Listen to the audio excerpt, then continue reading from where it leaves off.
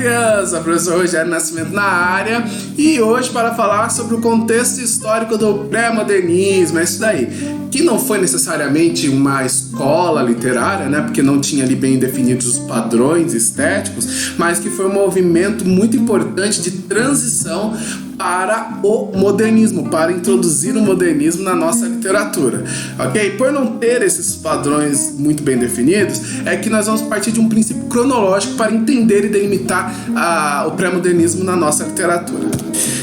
Por isso nós vamos começar ali com o pré-modernismo em 1902, com a publicação de Os Sertões de Euclides da Cunha. Futuramente nós vamos entender a importância desse livro. E também o pré-modernismo termina em 1922 com a Semana de Arte Moderna, que foi responsável por começar, né, a primeira fase do modernismo no Brasil. Mas isso é um assunto para a próxima aula, porque hoje nós vamos falar justamente sobre o contexto, ou seja, o que estava acontecendo no início do século XX. Para entender o início do século XX, nós precisamos entender e lembrar que no século XIX nós passávamos por uma grande crise política, ou seja, uma grande crise na monarquia brasileira, que tentava de todas as formas recuperar a sua credibilidade, tendo até uma ação ousada em 1888 com a abolição da escravatura, mas que não teve tanto sucesso e acabou culminando em 1889 na proclamação da República Brasileira. E você me pergunta, mas o que tem isso a ver, professor? É aula de história, aula de literatura. Calma aí, você vai entender perfeitamente por que a proclamação da República foi tão importante para o Brasil. E acabou mudando, né, o cenário em muitas esferas, na esfera econômica, política, na esfera social, na esfera estética da arte, enfim, e também na esfera literária. Quando a República, né, foi proclamada ou instaurada no nosso país, acabou trazendo então algumas transformações.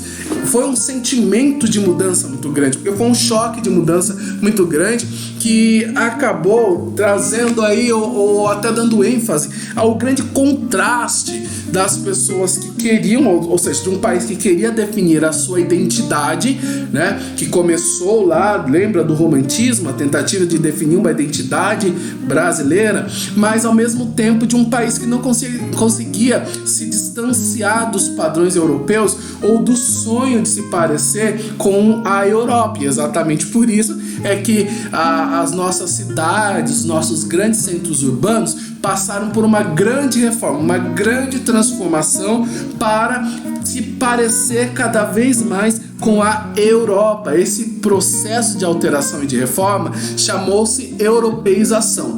E daí nós temos grandes centros urbanos como São Paulo, Rio de Janeiro, Manaus, Belém, sendo totalmente transformados. E as pessoas pobres que moravam aí nesses centros acabaram sendo expulsos para as regiões periféricas, que eram as regiões de maior dificuldade de acesso. Olha o Rio de Janeiro aí, por exemplo, nessa foto, exatamente essa expulsão, exatamente essa mudança das pessoas para as regiões periféricas, que no Rio de Janeiro é o morro, né?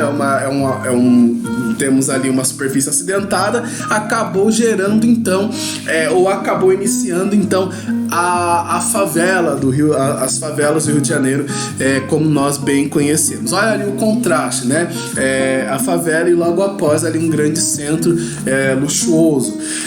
Também não foi apenas essa mudança que mostra esse contraste num aspecto social. Existiu também um contraste com relação aos grandes latifundiários, né, que cada vez mais agregavam propriedades, agregavam território, e as pessoas simples do campo. E também com relação à região do nosso Nordeste, que passava uma dificuldade muito grande, que havia ainda de se intensificar muito mais, que é justamente a seca no Nordeste, né? E misturado com esse sentimento de mudança, né? A extrema pobreza do Nordeste acabou culminando em conflitos. Olha, as pessoas falavam, tá mudando tudo e nós continuamos pobres. Então começou ali alguns conflitos. Nós vamos ver, por exemplo, no livro que eu acabei de citar, Os Sertões de Euclides da Cunha, falando sobre um desses conflitos. Mas tantos outros vieram posteriormente. Eu estou falando sobre esse início na região do Nordeste, mas nós tivemos outros conflitos em outras regiões do Brasil, tá? Mas o Nordeste foi muito importante, gente, porque justamente depois nós vamos ver pessoas saindo dessa região, indo para outras regiões e também sendo o foco da escrita literária, por exemplo, de Euclides da Cunha. Bem, mas não foi apenas esse choque, ou não foi apenas essa crise que houve no nosso país. Na realidade, nós estávamos vivendo um grande momento de contraste, que a literatura teria um desafio muito grande para descrever. E é justamente por isso que nós não temos esse padrão estético muito bem definido no pré-modernismo.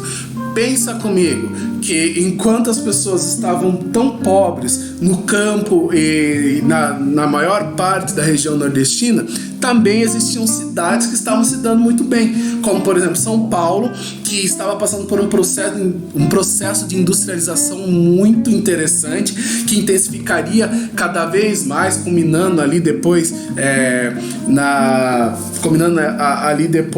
na industrialização e na exportação mundial do café, né? São Paulo, então, acabou sendo a sede mundial do café, e depois também houve ali a política do café com leite. Mais para frente nós vamos estudar isso, entre São Paulo e Minas, né? Então Minas logo vai começar a aparecer também nesse contexto aí, dentro do contexto da literatura, tá bom?